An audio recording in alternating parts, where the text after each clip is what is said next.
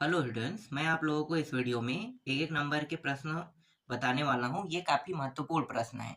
हालांकि एक एक नंबर के प्रश्न जो है ये कम फंसता है जो हम बताएंगे उसमें से, लेकिन जो 2 नंबर 3 नंबर 4 और 5 6 नंबर के प्रश्न हैं उनमें से सारे प्रश्न आएंगे, तो उनको पढ़ लेना है ना, एक आध दो प्रश्न छोड़ के। बाकी पूरा प्रश्न आपके एग्जाम में वहां से देखने को मिलेगा जो हमने आपको दिया है। तो आप लोग बहुत अच्छे से तैयारी करो, उसको जितने भी प्रश्न दिए हैं सबको अच्छे से रट लो। ठीक है? कैसे रटना है आपको? पहले 6 नंबर वाला रटो, 5 नंबर वाला रटो, फिर 4 नंबर वाला रटो। तो इससे क्या होगा, आपका फिक्स हो जाएगा। 5 नंबर का सभी प्रश्न बन जाएंगे। 4 नंबर वाला रटोगे तो 4 नंबर के सभी बन जाएंगे। चर्चा के हिसाब से रटोगे तो 5 5 नंबर है, तो 5 5 नंबर के हिसाब से 5 5 का सभी बन जाएगा। उसके बाद नीचे उतर जाओ, 3 नंबर या 2 नंबर इनमें से किसी एक को पहले रट लो, फिर 3 नंबर को रटो, है ना? तो इस तरीके से आप आसानी से सभी प्रश्नों को रट सकते हो। और आपको एक चीज ध्यान देना है कि ज्यादा से ज्यादा बार आपको पढ़ाई करना है उसको, जितना ज्यादा बार हो सके। ठीक है? आपको लगता है आप भूल रहे हो तो फिर से उसको पढ़ो। ठीक है? जिस समय भी आपको लगता है कि हाँ आप भूल रहे हैं, क्योंकि दिमाग में एक बार बैठाने से याद नहीं होता है कोई भी टॉपिक। बार बार आपको पढ़ना ही पड़ेगा, तभी सारा टॉपिक याद होगा। तो 5 से 6 बार आप पढ़ो, फिर शाम के टाइम माइंड से रिवीजन करो, सोचने की कोशिश करो, फिर सुबह उठते ही सोचो।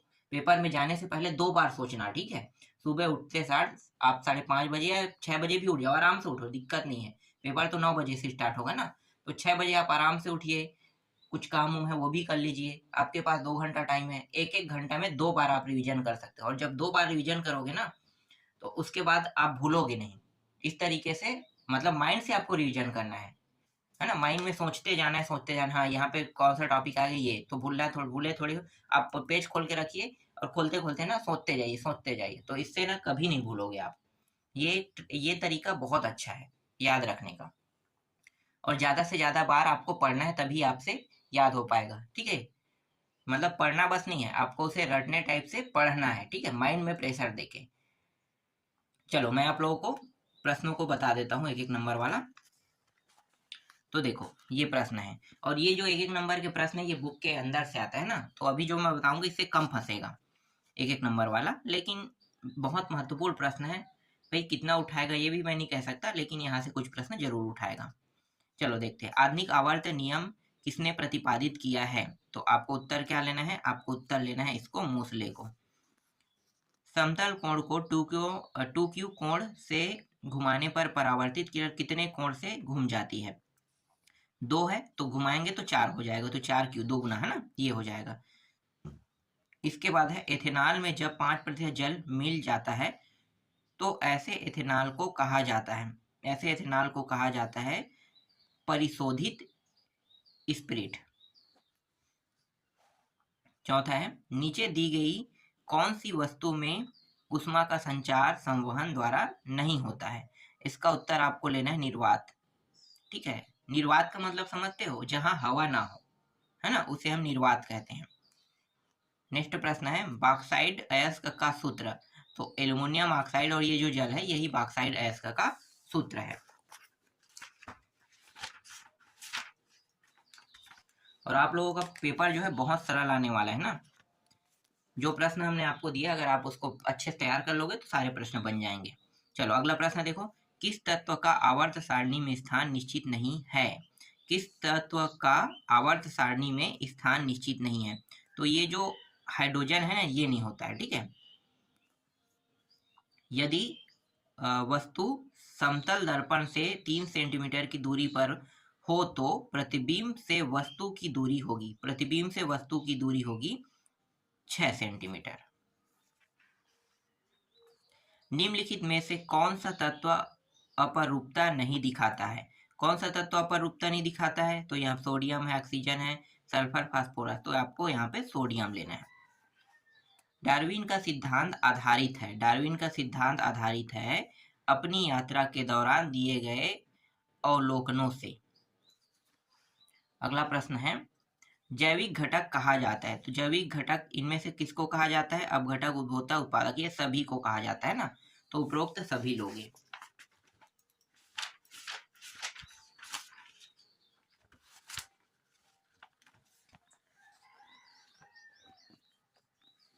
दंत क्षय का कारण है लार का पीएच मान। दंत क्षय का कारण है और लार का क्या बताना है, पीएच मान बताना है। तो दांत जो है वो क्षरण होने लगता है जब 5.5 से कम होता है पीएच मान, तब होता है ना। तो लार का अगर पीएच मान 5.5 से कम होने लगे तभी दांत जो है वो क्षरण होने लगता है, ठीक है, खराब होने लगता है। चलो आगे देखो, उपधातु। उपधातु है तो उपधातु जो है आर्सेनिक है ना, आर्सेनिक ही बोलते हैं क्या एएस को, एएस आर्सेनिक, आर्सेनिक ही शायद कहा जाता है, मुझे कन्फर्म नाम पता नहीं है। चलो अगला देखते हैं, पालतू कुत्तों की आधुनिकतम नस्ल किस प्रक्रिया के फलस्वरूप बनी है। तो उत्तर लेना है कृत्रिम चयन, ये इसका उत्तर हो जाएगा, ठीक है। अगला देखो, जल का अपवर्त क्या है, जल का अपवर्तनांक है ना, जल का अपवर्तनांक होता है 1.3। अभी तक हमने प्रश्नों में देखा है हीरा का अपवर्तनांक 2.42 है ना, लेकिन इस बार प्रश्न में क्या है, जल का अपवर्तनांक 1.3, और अगर हीरा का कह के आ गया तो 2.42, ठीक है, उत्तर लेना है।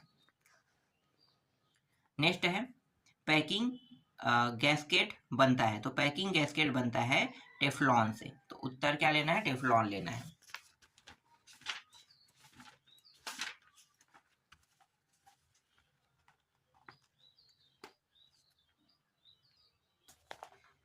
देखो अगला प्रश्न,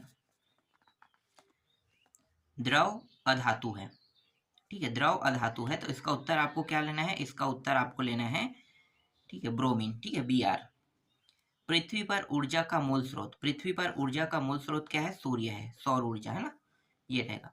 मानव निर्मित पारिस्थितिक तंत्र, तो मानव निर्मित पारिस्थितिक तंत्र क्या है, समुद्र मानव बनाता है क्या, नहीं, तालाब, तालाब बनाया जाता है ना, समुद्र नहीं बनाया जाता लेकिन तालाब को बनाया जाता है, झील भी नहीं बनाया जाता, तो यहाँ पे क्या है, घर दिया है, तो उत्तर में क्या आएगा, तो घर भी बनाया जाता है, तालाब भी बनाया जाता है, तो अब आप इसमें उत्तर क्या लोगे, ये घर आएगा, ठीक है, घर जो है पूरी तरीके से बनाया जाता है, जबकि तालाब कई बार क्या होता है, पहले से बना बुनाया होता है, तो यहाँ पे हमारा जो उत्तर रहेगा वो घर रहेगा। चलो अगला प्रश्न देखो, थोड़ा सा इसे और जूम कर लेते हैं। देखो पहला प्रश्न क्या है, पहला प्रश्न है लार का पीएच मान खाली स्थान से अधिक होता है, लार का पीएच मान 5.5 से अधिक होता है ना, 5.5 से अधिक होता है, अगर 5.5 से कम होगा तो क्या होगा, दांत क्षय होने लगेगा, इसलिए हमारा जो लार का पीएच मान है 5.5 से अधिक होता है, ठीक, ये आपको लिखना है। मिश्र धातु 2 या 2 से अधिक अथवा धातु एवं अधातु का खालिस्तान मिश्रण है, तो यहाँ पे समागी आ जाएगा, समागी मिश्रण है।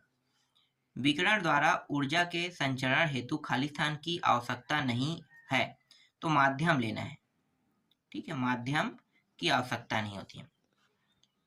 नेक्स्ट प्रश्न है, सभी पारिस्थितिक तंत्रों के लिए ऊर्जा का पिरामिड खालिस्तान होगा, तो यहाँ पे आपको क्या लेना है, सीधा लेना है। ऊर्जा कोई पदार्थ नहीं बल्कि खालिस्तान है, तो क्या है, ऊर्जा कोई पदार्थ नहीं, ऊर्जा ही है, ठीक है, ऊर्जा कोई पदार्थ नहीं, ऊर्जा है।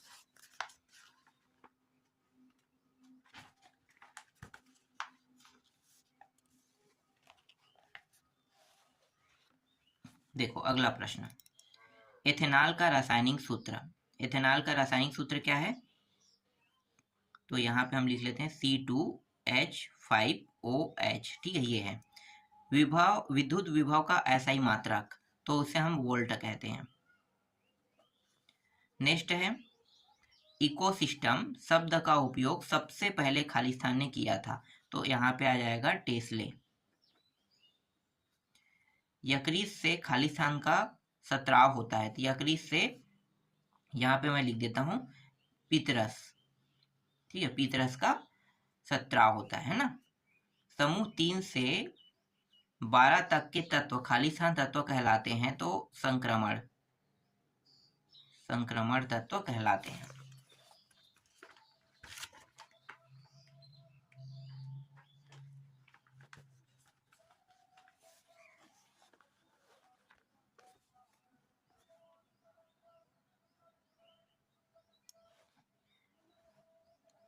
देखो अगला प्रश्न, शून्य वर्ग में रखे गए तत्व को खाली स्थान कहते हैं। तो अक्रिय गैस, अक्रिय गैस। मिश्र धातु दो या दो से अधिक अथवा धातु एवं अधातु का खाली स्थान मिश्रण है। तो समांगी। उष्मा का ऐसा ही मात्रक खाली स्थान है। तो यहाँ पे आपको क्या लेना है, जूल लेना है। किसी भी खास श्रृंखला में प्रायः प्रथम पोषक स्तर खाली स्थान होता है, तो उत्पादक लेना है। ठीक है, उत्पादक प्रथम हो गया, उसके बाद द्वितीयक है ना, तृतीयक तो किसे कहते हैं आपको पता है ना, ऐसे प्रश्न आते रहते हैं एग्जाम में, याद रखना। ठीक है, विद्युत विभव का ऐसा ही मात्रक खाली स्थान होता है, तो वोल्ट लेना है। बहुत सारे ऐसे प्रश्न बहुत इजी हैं जिनका उत्तर आप आसानी से बना सकते हो, बस आपको अच्छे से तैयार रखना है। देखो पहला प्रश्न, खाली स्थान जैविक व अजैविक घटकों का बना होता है। तो क्या बना होता है भाई, पारिस्थितिक तंत्र। तो यहाँ पे आ जाएगा पारिस्थितिक तंत्र। ठीक है, ऊर्जा का पिरामिड खाली स्थान होता है। तो यहाँ पे आपको सीधा लेना है। मेथनॉल का रासायनिक सूत्र, तो यहाँ पे आपको HCHO लेना है। ठीक, इसके बाद है चालकता का ऐसा मात्रक। चालकता का ऐसा मात्रक होता है साइमन होता है। अमाशय में सत्रावित होने वाला एंजाइम खाली स्थान है। तो यहाँ पे आपको क्या लेना है, पेप्सिन लेना है। ठीक है, पेप्सिन, एक मिनट, नहीं दिखाई दे रहा है क्या, हाँ ठीक, यहाँ पे है ना, पेप्सिन आ जाएगा। अब उचित संबंध जोड़िए देख लेते हैं। देखो उचित संबंध जोड़िए में देखो पहला प्रश्न क्या है, डायोप्टर दिया हुआ है। तो डायोप्टर को आपको लेना है, डायोप्टर से लेंस की क्षमता को मापा जाता है ना। घरेलू विद्युत परिपथ, तो घरेलू विद्युत परिपथ को समांतर श्रेणी में जोड़ा जाता है। बेकिंग सोडा, बेकिंग सोडा को आपको लेना है प्रति अम्ल। ठीक है, ये प्रति अम्ल है।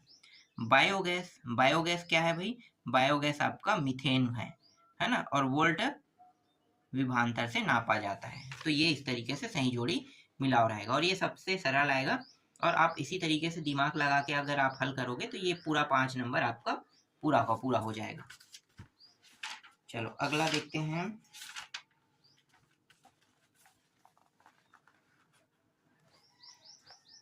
देखो प्रबल क्षार दिया हुआ है। तो प्रबल क्षार क्या है भाई, तो प्रबल क्षार सोडियम हाइड्रोक्साइड है ना, ये है। कार्बन के अपर रूप हम हमेशा पढ़ते आ रहे हैं, ग्रेफाइट को कहा जाता है। पादप प्राप्त बहुलक, पादप पात्र बहुलक जो है सेल्यूलोज को कहा जाता है। विद्युत ऊर्जा को यांत्रिक ऊर्जा में बदलता है। तो कौन बदलता है भाई, विद्युत मोटर है ना, तो विद्युत मोटर। उत्पादक क्या है, उत्पादक हरे पेड़ पौधों को कहा जाता है।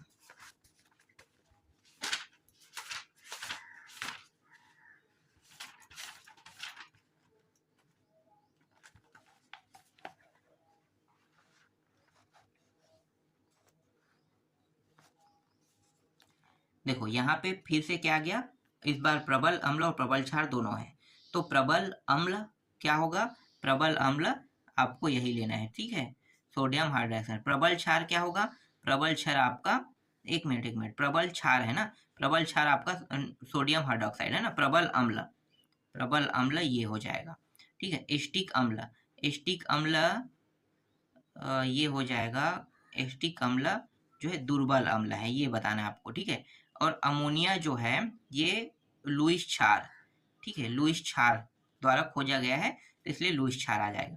कैल्शियम हाइड्रोक्साइड है, तो कैल्शियम हाइड्रोक्साइड है, इसको आपको लेना है दुर्बल क्षार में लेना है। ठीक है, ये दुर्बल क्षार हो जाएगा।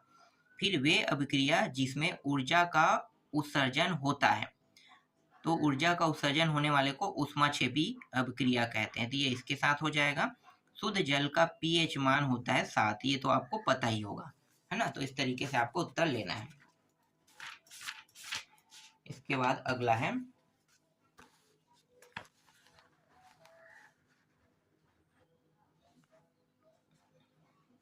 देखो खाद्य श्रृंखला मिलकर बनाती है, खाद्य श्रृंखला मिलकर बनाती खाद्य जाल, तो ये इसके साथ आ जाएगा।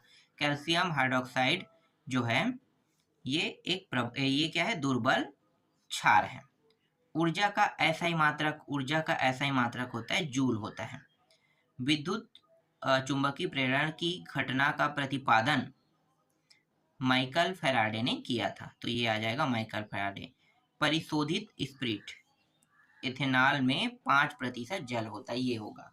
ठीक है, तो ये सारे प्रश्न देख लेना, इससे कुछ प्रश्न आएंगे और इससे संबंधित मतलब ऐसे ही बहुत सरल प्रश्न आपको वार्षिक पेपर में, मतलब जो आपका 12 तारीख को पेपर होगा उसमें देखने को मिलेगा।